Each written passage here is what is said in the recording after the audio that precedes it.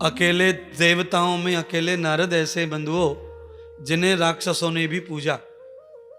आप तो कथा जानते ही हैं दैत्यों की और देवताओं की, कभी बनती नहीं, पर नारद के अंदर वो गुण है जिसे राक्षस भी पूजते हैं। नारद जी को रावण और कंस दोनों ने नारद को पूजा है, दोनों ने सम्मान दिया। रावण 10,000 साल पहले, कंस अभी 5,000 साल पहले, इतने अंतराल में भी श्री नारद को यानी संत को पूजा, संत परंपरा को पूजा। पर सर्वभूताम यथा परवम, संत कैसा चाहिए तो कहा परोपकारी चाहिए, परहित करने वाला, अपने दुख को पी जाए और दुख के दूसरों के दुख को जी जाए, उसे संत कहते हैं। अंतम दुखो न कृत्वा नाम, संत माने अपने दुखों का अंत, वो बन गया संत। अपने दुखों को लेकर जो रोता रहता है इधर उधर, वो संत कभी संत नहीं हो सकता। अपने दुखों को पी जाए और दूसरे के दुखों को जी जाए, दूसरे के दुख को मेट दे, अपने दुखों को समेट ले, वो संत है। नारद ऐसे थे, अपने दुख लेके गए, जब सामने नहीं हुआ तो नारद पी गए, अपनी बात को नहीं कही, अंदर ही पी गए बात को, सामने से पहले ही रोने लग गए वो। और शास्त्र ये कहता है कि अपने से ज्यादा दुखी अगर कोई है तो पहले उसका ही दुख दूर होना चाहिए। अपने से ज्यादा कोई प्यासा है तो पहले उसको पानी देवे। अगर हम 1-2 घंटे और झेल सकते हैं तो झेलें, दूसरे को जिंदा करें। फिर ये सोचेंगे कि हमको कहाँ से मिलेगा पानी, इसको पिला देंगे तो 1 घंटे बाद। ऐसा हम लोग 99% सोचते हैं। अगर हम ये धन सब कथा में ही लगा देंगे तो हमारे बाल बच्चे क्या खाएंगे? अरे बाल बच्चे तुमने पैदा किए हैं, तुमने पैदा किए बाल बच्चे। अन्न जल सब किसी और का है, तुम्हारा हक नहीं इस पे।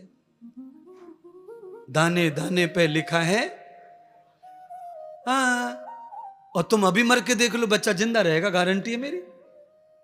तुम मर के तो देखो, तुम्हारे बच्चे की पढ़ाई चलेगी, तुम्हारे बच्चे को सब कुछ वही चलेगा जो तुम्हारे सामने है।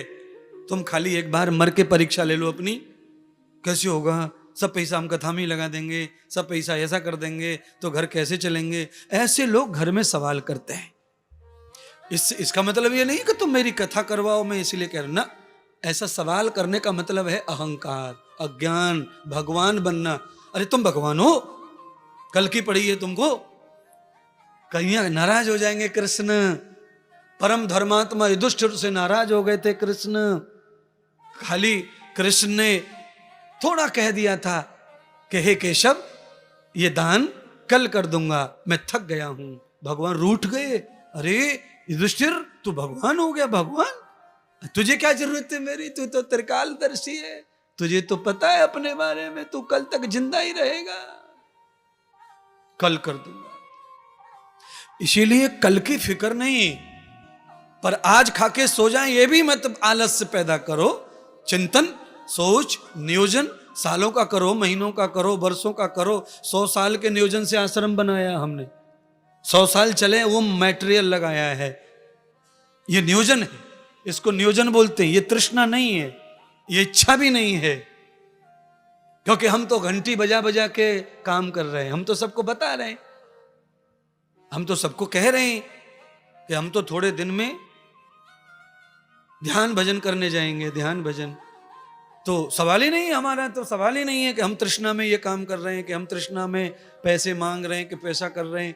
क्यों नहीं? राष्ट्र का किस तरह से सही निर्माण हो सकता है, आपके आने जाने के लिए सही ठिकाना बन गया।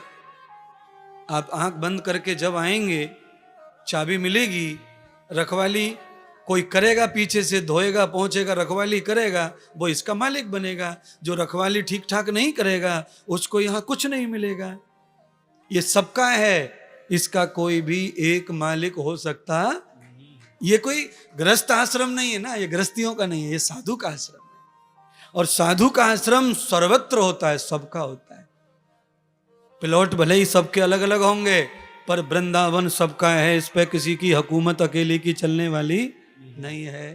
तो संतों का सब कुछ सबका होता है, साधुओं का सब कुछ सबका होता है। अगर कोई गृहस्थ आचार्य होता, कथाकार होता, वो आश्रम बनाता, तो वो उनका ही रहता, उनके बच्चों का रहता, उनके नाती पोते का रहेगा। पर हम तो साधु, गृह त्याग करने के बाद ही हमने कथा सुनाना शुरू किया है। पहले गृह त्याग किया है, फिर कथा सुनाई है। तो ये कठिन तो बहुत है। कोई ऐसे ही आलोचना भले ही कर ले, कोई जो बोलना है बोल ले, पर ये बहुत कठिन है। और कठिन नहीं है तो कोई जरा 6 महीना छोड़ के बताओ घर को, पता चल जाएगा सबको। इतनी सुविधा में हम रखेंगे, फिर भी 7 तारीख को कथा पूरी होने के बाद में हम अगर यहां से चले जाएंगे तो फिर यहां कोई चित लगने वाला, फिर 1 लाख काम याद आ जाते हैं। 1 लाख, मेरी कथा पूरी होती 1 लाख काम याद आ जाते हैं घर पे आदमी को, मेरे भक्तों को। मैंने कहा मैं तो जा रहा हूं कथा करने, 2-4 दिन तुम रुको यहाँ वृंदावन में वास करो। नहीं गुरुजी, कहाँ, वो काम पड़ा है, वो पड़ा है, ये पड़ा है, वो ऐसा रह गया, वो वैसा रह गया है। और मैं जब तक हूं तब तक सब काम सही है, कोई टेंशन नहीं, आदमी खूब रुक सकता है यहाँ, अच्छा लगता है, आनंद लगता है। पर कुछ तो इस शरीर में ऐसा होगा ना जिससे तुम्हें अच्छा लग रहा है अलग से है? अच्छा, शरीरों की क्या कमी है भैया? शरीर तो शरीर है, दुनिया भर के शरीर है, आश्रम में, घर में, बाजार में, वृंदावन में। कुछ तो होगा इस शरीर में ऐसा जो तुम्हें आकर्षित करता है, तुम्हें खींचता है। समझ लो। इसीलिए अपने शरीर में हमेशा परमात्मा को, परमात्मा के शिष्टाचार को, संत के व्यवहार को बसा के रखो। चाहे दुनिया जो कहे करे, जो करे करे, जो होना है हो, पर आप अपने आप को सही रखो, अपने आप का स्वरूप मत बिगाड़ो। काम अच्छे होंगे, सब अच्छा ही अच्छा होगा। आपको क्या लगता है, हीरा, सोना ये आंगन में खुले पड़े हों तो इन पर भी धूल जमने, हाँ, धूल इन पे भी पड़ेगी। कोई साधु संत महात्मा, चाहे कोई भक्त ग्रस्त कितना भी पवित्र क्यों ना हो, पर उसमें भी संसार की मिट्टी धूल पड़ती है। पर हीरे की धूल कैसी होती है? फूंक मार दो छूट जाएगी, सूखा कपड़ा फटकार दो छूट जाएगी। और धूल में धूल फटके से नहीं, धूल की धूल को झाड़ू से छुड़ाया जाता है। आप जमीन में जानवरों के नीचे झाड़ू मारना पड़ता है, वो धूल में धूल है ना, उसको आप फटके से नहीं साफ कर सकते। गाय के नीचे झाड़ू लगेगा, वहां तो गाड़ के लगाना पड़ेगा। तो बंधुओं, संसार में संसार बसाओगे तो तुम्हें फिर गाढ़ा झाड़ू लगाना पड़ेगा, तप का, जप का, मंत्र का, भक्ति का, सत्संग का, सेवा का, दान का, तब कूड़ा करकट इकट्ठा होगा। फूंक मारने से संसार में शुद्धि नहीं आती है।